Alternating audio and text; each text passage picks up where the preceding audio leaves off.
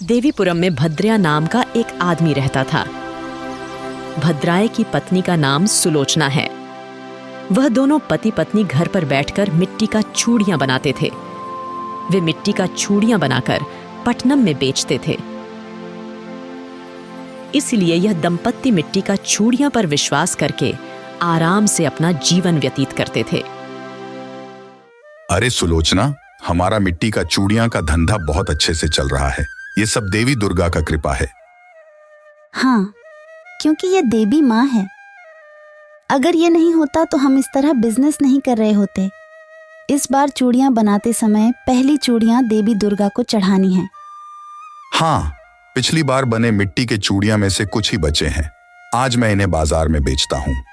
चलो कल मिलकर मिट्टी के चूड़ियां बनाएंगे। उस समय हम सबसे पहले बनी हुई चूड़ियां देवी माँ को अर्पित करें, क्योंकि हमारे जीवन की हर प्रगति के पीछे माँ दुर्गा की भूमिका अहम है। भद्रया उनके पास बची हुई चूड़ियां बेचने के लिए बाजार जाती हैं। भद्रया पटनम के बाजार में जाता है और चूड़ियां बेचता है। सिर्फ भद्रया नहीं, बहुत सारे चूड़ी व्यवसाय चूड़ियां बेच रहे थे। ऐसे में जब वह चूड़ियां बाजार में बेच रहा था तो दो महिलाएं उसकी गाड़ी के सामने आ गईं और बोली, अरे भैया, मैं गांव से आ रहा हूँ, सही देखकर दे देना। एक भी चूड़ियां टूटा हुआ नहीं होना चाहिए। साथ ही कोई टूटा हुआ चूड़ियां भी मत देना। अगर हम चूड़ियां लेकर घर चले गए और वहाँ घर में देखा कि चूड़ियां तो टूटे हुए हैं, तब इतनी दूर से आकर सामान बदलना बहुत मुश्किल है। देखो माँ, मैं देवी दुर्गा का भक्त हूँ। मुझे धोखा देना नहीं आता। दरअसल यह चूड़ियां मेरी देवी माँ का बहुत प्रिय है, जिन पर मुझे भरोसा है। इसलिए मैं आपको सही चूड़ियां दूंगा। मुझ पर भरोसा रखें। मुझे किसी को धोखा देना बिल्कुल भी पसंद नहीं है। इसलिए भद्रया ने चूड़ियां को अखबार में लपेटा और सुरक्षित रूप से ललिता और कल्पना के हाथों में रख दिया। तो ललिता और कल्पना चूड़ियां लेकर अपने गांव के लिए निकल गईं। इसलिए भद्रया पूरे दिन कड़ी मेहनत करने के बाद चूड़ियां बेचने से मिले पैसे से घर जाता है। अरे सुलोचना, आज भी उस देवी की कृपा से धंधा बहुत अच्छा चला। हाँ, बहुत अच्छी बात कही आपने। जल्दी से खाना खा लो और सो जाओ। दरअसल कल वो दिन है जब हमें चूड़ियां बनाने हैं।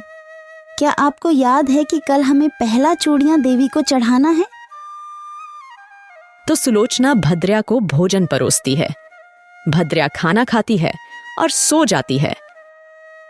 अगले दिन भद्रया और सुलोचना सुबह जल्दी उठ गईं। दोनों अच्छे से तैयार हो जाते हैं और चूड़ियां बनाने लगते हैं। इसलिए वे रंगीन मिट्टी के चूड़ियां बनाने के लिए कड़ी मेहनत करते हैं। इस बार मिट्टी के चूड़ियां बहुत सुंदर बने हैं। पिछली चूड़ियां से इस बार अधिक सुंदर और आकर्षक है। माँ को पीला केसर बहुत पसंद है, इसलिए मैं पीले रंग के मिट्टी के चूड़ियां के साथ साथ नारंगी रंग के मिट्टी के चूड़ियां भी लेता हूँ। आइए इन्हें तांबूलम के साथ देवी माँ को अर्पित करें। इसीलिए सुलोचना और भद्रया तांबूलम के साथ देवी को अपनी लाल और पीली चूड़ियां चढ़ाती हैं। वे दोनों पति पत्नी देवी दुर्गा की मूर्ति के सामने इस प्रकार प्रार्थना करने लगे। हे देवी दुर्गा माँ, अब तक हमारा व्यवसाय बिना किसी बाधा के चल रही है। ये आपकी करुणा के कारण है माँ। कृपया सुनिश्चित करें कि हमारे व्यवसाय में कोई बाधा न आए। तो सुलोचना देवी दुर्गा माँ से इस तरह विनती करती है। भद्रया भी देवी दुर्गा माँ से विनती करती है। सुलोचना, मुझे एक विचार आया है। कल दोनों महिलाएं बाजार में आई थीं। वे दोनों हमारा ही गांव से आई थीं। उनको देखकर और उनसे बात करके एक बात समझ में आ गई। वह बात क्या है जी? कई महिलाएं पटना आने के लिए जद्दोजहद कर रही हैं। जो लोग पटना आ गए हैं वे ही चूड़ियां खरीद रहे हैं। गांवों में बहुत सी महिलाएं ऐसी होती हैं जो शहर नहीं जा सकते। इसलिए मैंने निर्णय लिया, अब बे से मैं पटनम के बाजार में जाकर चूड़ियां नहीं बेचूंगा। वे सभी महिलाएं जो पटना जाकर चूड़ियां नहीं खरीद सकती, वे आराम से अपने घर पर चूड़ियां खरीद सकती हैं। सुलोचना, इसके बारे में तुम क्या सोचते हो? हाँ, आपका विचार बहुत अच्छा है, लेकिन गांव में मिट्टी की चूड़ियां कोई नहीं बेचता। हम ग्रामीण इलाकों में जाएंगे, अपनी मिट्टी की चूड़ियां बेचेंगे। उस दिन से भद्रिया आसपास के गांवों में जाने लगा। वह घर घर जाकर चूड़ियां बेचता था। एक बिजनेसमैन के तौर पर उनकी कमाई पहले से भी ज्यादा होने लगी। अच्छे मुनाफे से सुलोचना और भद्रैया खुशहाल हो रही है। वहीं पटनम के बाजार में चूड़ियां बेचने वाले लोगों का कारोबार पूरी तरह से चौपट हो जाएगा। उन्हीं में से एक बिजनेसमैन सुदर्शन ऐसा सोचते हैं। अरे क्या बात है, आजकल गांव की सारी औरतें हमारी दुकान पर चूड़ियां खरीदने क्यों नहीं आ रही हैं? मामला क्या है? देखो सुदर्शन, पाटनाम जैसे इतने बड़े शहर में हमारी दुकान में से चूड़ियां नहीं बिक रही है, क्योंकि हमारी चूड़ियां सभी गांव की महिलाएं खरीदती हैं। आइए गांव में चलें और पता लगाएं कि गांव की महिलाएं हमारी दुकान से चूड़ियां खरीदने क्यों नहीं आ रही हैं। तो अगले दिन सुदर्शन और गिरी एक साथ गांव जाते हैं।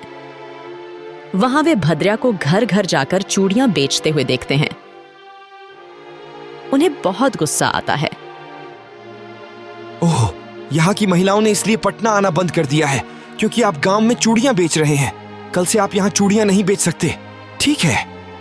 हाँ, अगर आप इस गांव में चूड़ी बेचना बंद कर देंगे तो इस गांव के सारे महिलाएं जरूर पटना में चूड़ियां खरीदने आएंगी। वे हमसे चूड़ियां खरीदेंगे, फिर हमारा बिजनेस अच्छा चलेगा। तो सुदर्शन और गिरी भद्रैया से कहते हैं। भद्रैया के न मानने पर सुदर्शन और गिरी ने भद्रैया को बुरी तरह पीटा। भद्रैया को बुरी तरह पीटा गया। खून भी बह रहा है। तो भद्रैया मार खाकर घर चला जाता है। भद्रैया को देखकर सुलोचना डर जाती है। इसलिए सुलोचना भद्रैया को लेकर अस्पताल जाती है। अस्पताल में डॉक्टर भद्रैया का इलाज करते हैं। भद्रैया कुछ महीनों से बिस्तर पर ही हैं। यह क्या है जी? कुछ समय पहले तक हमें बहुत मुनाफा होती थी। आज देखो, हमारा व्यवसाय इस तरह समाप्त हो गया। मुझे आपकी स्थिति देखकर बहुत दुख होती है। मुझे विश्वास है कि ऐसी स्थिति में दुर्गा माँ हमारी रक्षा करेंगी। तो सुलोचना भद्रैया के पास बैठती है और रोती है। इसी बीच एक महिला आती है और दरवाजा खटखटाती है। देखिए, मेरा नाम शिवप्रिया है। मैं बहुत दूर से आई हूँ। मैं इस समय बहुत परेशानी में हूँ। दीदी, मुझे कोई काम दीजिए ना। देखिए बहन, मैं भी आपकी तरह बहुत परेशानी में हूँ। मेरे पास आपको देने के लिए कोई काम नहीं है बहन। अरे बहन, ऐसा मत कहो। मैंने सुना है कि तुम्हारे पति की तबीयत ठीक नहीं है। वह एक चूड़ियाँ विक्रेता हैं। मैंने यह भी सुना है कि वह अपनी खराब सेहत के कारण बिस्तर पर ही हैं। एक काम करो, वो चूड़ियाँ मुझे दे दो। मैं उन्हें गांव में बेचकर पैसा लाऊंगा। इतना कहने के बाद सुलोचना शिवप्रिया को अपना बनाया हुआ चूड़ियां देती हैं। शिवप्रिया चूड़ियां लेकर आसपास के गांवों में बेचने जाती है। सुदर्शन और गिरी शिवप्रिया के पास आते हैं, जबकि शिवप्रिया चूड़ियां बेच रही है। ये लड़की, क्या तुम्हें पता नहीं है कि गांव में चूड़ियां बेचना माना है? अरे, गांव में चूड़ियाँ नहीं बेच सकते, पर ऐसा क्यों? गांव में चूड़ियां बेचना बंद करो। शायद तुम्हें पता नहीं मैं तुम्हारा क्या हाल करेंगे। जन्म भर उठ नहीं पाओगे। शिवप्रिया जब उसकी बात नहीं मानी, दोनों ने शिवप्रिया को मारने के लिए हाथ उठाए और उसका हाथ वहां पर अटक गया। यह देखकर शिवप्रिया हंसने लगी। देखिए, भद्रैया से विनम्रता पूर्वक माफी मांगे, तभी आपके हाथ बेहतर महसूस करेंगे। फिर पूरा गांव में घूमते हुए सारे चूड़ियां बेचकर घर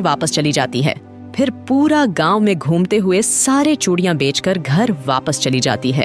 तो शिवप्रिया चूड़ियां और पैसे सुलोचना के हाथ में रख देती हैं। इस बीच सुदर्शन और गिरी सुलोचना के घर आते हैं और बिस्तर पर आराम कर रहे भद्राय के पैर पकड़कर रोते हैं। मैंने तुम्हारे साथ इतना बुरा व्यवहार किया कि आज हम दोनों की ऐसी हालत है। भगवान ने शायद हम दोनों को सजा दिया है। हम दोनों उस महिला को मारने गया था और हम दोनों का हाथ ऐसे विकलांग हो गया है। वह जो कोई भी है, लेकिन बहुत शक्तिशाली है। ऐसा गिरी और सुदर्शन कहते थे। सुलोचना का कोई मतलब नहीं है। सुलोचना अपने घर में दुर्गम्मा को पूजा कर रही थी। दुर्गम्मा को चढ़ाई गई चूड़ियां दिखाई नहीं दे रही हैं। दुर्गम्मा को चढ़ाई गई चूड़ियां शिवप्रिया के हाथों में हैं। तब सुलोचना का सब कुछ अब पता चल जाती है। मुझे एहसास हुआ कि आप कोई और नहीं बल्कि स्वयं दुर्गा माँ हैं। आप हमारी रक्षा करने और हमारी जान बचाने के लिए यहाँ आए हो ना? आप वह माँ हो जिसने हमारी बनाई चूड़ियाँ बेची। सुलोचना के ऐसे वचन सुनकर माँ दुर्गा अपने मूल स्वरूप में आ गईं। कोई बात नहीं, आप मुझे अच्छी तरह से पहचान गया हो। मैं आप पर दया करने और इन मूर्खों को ज्ञान देने के लिए यहाँ आया हूँ। मैं अपने भक्त को बिस्तर पर लेटे हुए कैसे देख सकता हूँ, इसलिए मैंने कड़ी मेहनत की और पूरे गांव में चूड़ियाँ बेचा और पैसा अपने हाथ में रख दिया। आप दोनों मेरा भक्त हो, आप दोनों की मदद नहीं करूंगी, ऐसी हो सकती है क्या? इस प्रकार देवी दुर्गा बिस्तर पर लेती हुई भद्र्या को स्वास्थ्य प्रदान करती हैं। इस प्रकार दुर्गम्मा अपने भक्तों को आशीर्वाद देती है और वहां से गायब हो जाती है।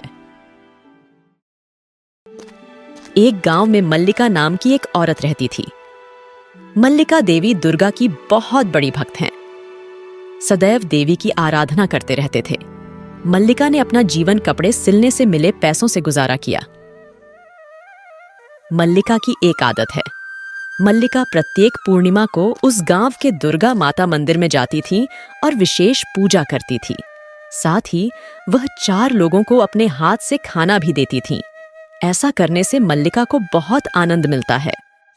पूर्णिमा शुरू हो गई है, मुझे तुरंत देवी दुर्गा के मंदिर जाना है। मैंने देवी दुर्गा के लिए विभिन्न प्रकार की रोटियां बनाई। मैंने यह खूबसूरत साड़ी देवी माँ के लिए रखी है। यह कहकर मल्लिका फूल चंदन पूजा का सारा सामान, एक साड़ी और देवी माँ के लिए कुछ भोजन लेकर मंदिर में चली गई। यह एक पुराना मंदिर है। उस मंदिर में कोई नहीं जाता था। इस मंदिर में मेरे अलावा कोई नहीं आता। मेरी इच्छा है कि कोई आए और हर दिन देवी की पूजा करे। मैं एक महिला हूँ, मैं हर दिन देवी की पूजा नहीं कर सकती। मैं एक काम करूंगी और गांव के बुजुर्ग को देवी के मंदिर के बारे में बताएं। फिर मल्लिका ने पूरे मंदिर क्षेत्र को अच्छी तरह से साफ किया, फिर उसे पानी से धोया, फिर दीपक और धूप जलाया और साड़ी और सभी पूजा सामग्री के साथ देवी माँ की पूजा की। फिर मल्लिका ने पूजा समाप्त की और गांव के 4-5 लोगों को प्रसाद खिलाया। मल्लिका, तुम देवी माँ की उसी प्रकार रक्षा करती हो। इस मंदिर में कोई आता भी नहीं है, फिर भी आपने मंदिर की बहुत अच्छी तरह से सफाई की है। तुम सचमुच अच्छे हो। उस गांव में सभी लोग मल्लिका की बहुत तारीफ करते हैं। फिर मल्लिका उस गांव के मुखिया के पास गई। क्या बात है मल्लिका, मेरे पास आने का कारण क्या है? तुम्हें कुछ चाहिए क्या? अरे, मैं सोच रही थी कि मैं आपको हमारे गांव के एक पुराने मंदिर के बारे में बताऊं। मंदिर में देवी दुर्गा बहुत शक्तिशाली हैं। हमारे गांव में सभी लोग देवी के पूजनीय हैं। ऐसा करने से हमारे गांव का बहुत नाम होगा। कृपया उस मंदिर की मरम्मत करें काका। जब मल्लिका ने पूछा तो धर्मैया भी सहमत हो गए। अगले दिन धर्मैया अपने अनुयायियों के साथ देवी दुर्गा के पुराने मंदिर में जाते हैं। वह अपने आइडिया से वहां मरम्मत का काम कर रहे हैं। इसी बीच एक तांत्रिक उसके पास आता है। उनका नाम भैरव है। आप इस मंदिर की मरम्मत क्यों करा रहे हो जो कभी अस्तित्व में नहीं है? गांव के लोग कह रहे हैं कि इस मंदिर में देवी बहुत शक्तिशाली हैं, इसलिए मैं इसे सबके अच्छे के लिए मरम्मत करवा रहा हूं। मुझे आपको एक महत्वपूर्ण बात बतानी है। इस मंदिर में खजाना है। यह भी दुर्गा माँ की मूर्ति के नीचे है। यदि आप मुझ पर विश्वास करो और मुझे मौका दो तो मैं खजाना आपके हाथों में सौंप दूंगा। आपको खजाने का आधा हिस्सा मुझे देना होगा। यदि आप अनुमति दें तो मैं काम शुरू कर दूं। तांत्रिक की बात सुनकर ग्राम प्रधान भी सहमत हो गया। अंदर कितना खजाना मिल सकता है? 10 सोने के सिक्के और 20 चांदी के सिक्के मिल सकते हैं क्या? अरे इतना कम नहीं भाई, करीब 50 किलो सोना और 20 किलो चांदी। इसके अंदर इतने सारे खजाने हैं कि आप हैरान रह जाएंगे, जिसकी आपने कभी कल्पना भी नहीं की है। जैसा कि तंत्रिक भैरव ने कहा, धर्म मियाँ की खजाने की उम्मीद भी बढ़ जाती है। धर्म मियाँ तुरंत उससे मूर्ति हटाने और खजाना निकालने के लिए कहता है। नहीं मुखिया जी, अभी नहीं, उसके लिए एक समय होता है। अगली पूर्णिमा बहुत शुभ दिन है, मैं उस दिन खजाना निकाल लूंगा। कम से कम पूर्णिमा तक तो धैर्य से बैठो श्रीमान, फिर काम शुरू करूंगा। इस प्रकार भैरव और धर्माय बात करते हैं। ऐसे ही 1 महीना बीत जाता है। जब पूर्णिमा आती है मल्लिका हमेशा अम्मावरी के लिए साड़ियां और पेस्ट्री तैयार करती है और मंदिर जाती है। वह मंदिर में बैठती है और प्रार्थना करती है। इस बीच भैरव और धर्मिया मंदिर में आते हैं। अरे मुखिया जी, आप पूर्णिमा में आए हो। जब आप आकर भक्तिभाव से पूजा करोगे तो देखोगे कि देवी दुर्गा आपकी सभी मनोकामनाएं पूरी करेंगी। अरे नहीं, मैं मंदिर में पूजा करने नहीं आया। मैं इस मंदिर में देवी दुर्गा की मूर्ति को नष्ट करने और उसके नीचे के खजाने पर कब्जा करने आया हूँ। धर्म मियाँ के ऐसा कहने पर मल्लिका आश्चर्यचकित रह जाती है। मल्लिका क्या कह रही है, इसे सुने बिना धर्मैया ने मल्लिका को फिर से पीटा। उसने मल्लिका की चाकू मारकर हत्या कर दी। धर्म मियाँ और भैरव ने मिलकर विभिन्न पूजाएं की और अम्मा की मूर्ति को नष्ट कर दिया और उसके नीचे के खजाने पर कब्जा कर लिया। मरने के बाद मल्लिका की आत्मा बदल जाती है। भूत बनी मल्लिका उस पुराने मंदिर के सामने बैठी है और दर्द सह रही है। आज मैं पूरी पूजा नहीं कर सकी क्योंकि गांव के मुखिया और उस तांत्रिक देवी दुर्गा की मूर्ति को नष्ट कर दिया है। मैं माँ की मूर्ति कैसे बनाऊंगा, माँ के मंदिर की मरम्मत कैसे करूंगा, क्योंकि अब मैं एक भूत हूँ। हालांकि मैं उस तांत्रिक और ग्राम प्रधान को नहीं छोड़ूंगा। मैं उन दोनों को मार डालूंगा। जिन्होंने मेरी हत्या करके पाप किया है उन्हें मैं जीवित नहीं रहने दूंगी। तो मल्लिका धर्म मियाँ और भैरव से नाराज हो जाती है। मल्लिका ने सोचा कि इस बार वह ग्राम प्रधान की खूब पिटाई करेगी। इसके बाद वह ग्राम प्रधान के घर गया। ग्राम प्रधान बिस्तर पर सो रहा था और उसे लगातार कोड़े से पीटना शुरू कर दिया, लेकिन ग्राम प्रधान को समझ नहीं आ रहा था कि उसे कौन मार रहा है। अरे अरे, मुझे इस तरह कौन पीट रहा है? मुझे तो कोई दिखाई नहीं दे रहा है। अरे मुझे मत मारो, मुझे मत मारो। अब्बा अब्बा, ओरे बाबा रे। तो मल्लिका का भूत धर्मिया को अच्छी तरह पीटता है। साथ ही उसके पास मौजूद कुछ सोना भी छीन लेती है। उसी गांव में कंतैया नाम का एक मूर्तिकार था। कंतैया बहुत अच्छे हैं। मल्लिका का भूत उसके पास मौजूद सोना लेकर कंतैया के घर जाता है। कंतैया के घर का दरवाजा खटखटाता है। कंतैया दरवाजा खोलता है और उसे कोई नहीं दिखता। अरे, ऐसा लगा कि जैसे किसी ने मेरे दरवाजा खटखटाया है, लेकिन बाहर तो कोई नहीं है। तो कंतैया बाहर देखता रहता है पर किसी को नहीं देख पाया। इस बीच तभी किसी ने कंतैया को बोलने लगी, कंतैया, मैं मल्लिका हूँ। अरे क्या आप मल्लिका हो? ओ माँ रे, आप गांव के बाहर मंदिर में मर गई थी ना, है ना? आप दोबारा वापस कैसे आ गईं? हाँ, मैं मल्लिका हूँ। आपके पास आत्मा के रूप में आई हूँ। आपको कुछ काम करना है। कृपया यह सोना ले लें और मेरे लिए यह काम करें। मैं आपको कुछ नहीं करूँगी। पर मुझे क्या काम करना होगा? आपको देवी दुर्गा की एक सुंदर मूर्ति बनानी होगी। आप उस मूर्ति को अपने हाथों से मंदिर में स्थापित करें। दुर्गा देवी की मूर्ति फिलहाल खराब हालत में है। मैं देवी माँ को उस तरह नहीं देख सकती, क्योंकि मंदिर के अंदर खंडित मूर्तियां नहीं रखनी चाहिए।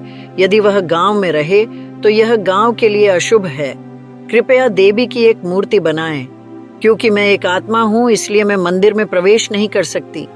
इसलिए काम आपको ही करना पड़ेगा। मल्लिका ऐसा कहती है और कंतैया मूर्ति बनाना शुरू कर देता है। कुछ ही दिनों में कांतैया ने एक भव्य मूर्ति बना ली। इसकी जानकारी भैरव को हो जाती है। भैरव तुरंत धर्मिया के पास जाता है और यह कहता है, अरे मुखिया जी, क्या आप जानते हैं कि मल्लिका अब एक भूत बन गई है? उसने कंतैया को देवी माँ की मूर्ति बनाने के लिए दिया है। आप क्या कह रहे हैं? मल्लिका भूत बन गई है? ये कैसे संभव है? ठीक है, उस मल्लिका को जो करना है करने दो, हमें क्या। अरे मूर्ख, तुम समझ नहीं रहे कि मैं क्या कह रहा हूं? अगर उस मंदिर में मूर्ति दोबारा स्थापित कर दी जाए तो शक्ति देवी के पास वापस आ जाएगी। फिर देवी दुर्गा उन लोगों का वध करेंगी जिन्होंने उस मंदिर से खजाना चुराया था। इसलिए हमें यह सुनिश्चित करना चाहिए कि किसी भी हालत में उस मंदिर में कोई मूर्ति स्थापित न हो। क्या बात समझ में आई? इस प्रकार भैरव और धर्मिया सोच रहे थे कि उन्हें यह सुनिश्चित करना चाहिए कि मंदिर में कोई मूर्ति स्थापना न हो। दूसरी ओर जैसे ही मूर्ति पूरी हो जाती है, कंतैया और मल्लिका की भूत मूर्ति को लेकर मंदिर जाते हैं। मंदिर में कंतैया मूर्ति स्थापित कर देती है। इसी बीच भैरव और धर्मिया वहां पहुंचते हैं। धर्मैया, तुमने पहले ही बहुत सारे पाप किए हैं। कृपया भगवान के पास मत आओ। कंतैया क्या कह रहा था यह सुने बिना धर्मैया ने कंतैया को बुरी तरह पीटा। दूसरी ओर भैरव ने मल्लिका को अपनी तंत्र शक्ति से पकड़ रखा था। मल्लिका उसकी पकड़ से बच नहीं पा रही थी। दूसरी ओर फिर वह वहां से निकल गया और ग्राम प्रधान और तांत्रिक के साथ मंदिर में प्रवेश कर देवी दुर्गा की मूर्ति को नष्ट करने का फिर से प्रयास करने लगा। हे माँ देवी दुर्गा, मैंने आपसे कभी कुछ नहीं मांगी। मैं आपकी क्षतिग्रस्त मूर्ति नहीं देख सकती। कृपया इस मूर्ति को क्षतिग्रस्त होने से बचाएं। आपको इन दुष्टों को सद्बुद्धि देनी होगी। प्लीज माँ, आप यहाँ आ जाओ। जैसे ही मल्लिका भूत ने इस प्रकार प्रार्थना की, देवी दुर्गा वहां प्रकट हो गईं। देवी दुर्गा बहुत क्रोधित थीं। वह अपने त्रिशूल से धर्म्या के साथ साथ भैरव को भी मार देती है। फिर कंतैया ठीक हो गए। इस गांव के लोगों की मेरे प्रति कोई भक्ति नहीं है। इस गांव में केवल आप ही हैं जिनका मेरे प्रति प्रेम और भक्ति अतुलनीय है। आपको यह आत्मा रूप आपके पिछले जन्म में किए गए पापों के कारण मिला है। आपने इस जन्म में कभी अपने बारे में नहीं सोची। आप हमेशा मेरे बारे में सोचते थे। अब भी आपने मेरी मूर्ति बनाने में बहुत मेहनत की है। इसके लिए मैं आपको हमेशा के लिए आजाद करना चाहती हूँ। यह कहकर दुर्गा देवी मल्लिका भूत के पास जाती है। देवी दुर्गा मल्लिका को मुक्ति प्रदान करती हैं और कंतैया को आशीर्वाद भी देते हैं। उस दिन से उस गांव में उस मंदिर का महत्व बढ़ जाएगा। उस दिन के बाद से गांव के लोग प्रतिदिन देवी दुर्गा की पूजा करते रहेंगे और सब लोग मिलजुल कर रहेगा।